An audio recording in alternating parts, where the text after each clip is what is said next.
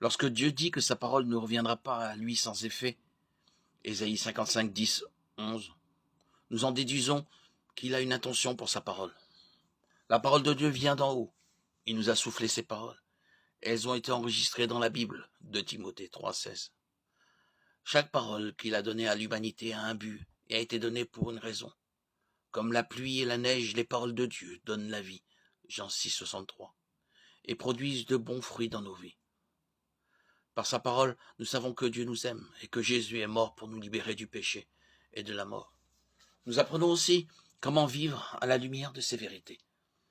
Lorsque Dieu dit que sa parole ne lui reviendra pas sans effet, nous sommes encouragés à demeurer dans sa parole, à la laisser pénétrer dans nos vies, à l'absorber comme le sol absorbe la pluie et la neige. La vérité ne reviendra pas sans rien car nos cœurs sont transformés. La parole de Dieu nous réprimande et nous corrige lorsque nous nous trompons. Et elle nous forme à une vie pieuse, de Timothée 3, 16, 17. Sa parole est une lumière qui nous guide dans ce monde obscur, Psaume 119, 105. Elle est pertinente pour tout problème urgent et pratique. La parole de Dieu accomplira toujours ce qu'il désire. Qu'il s'agisse d'enseigner, de corriger, de former, de nous conduire à lui, de révéler notre péché ou toute autre fin bonne et profitable.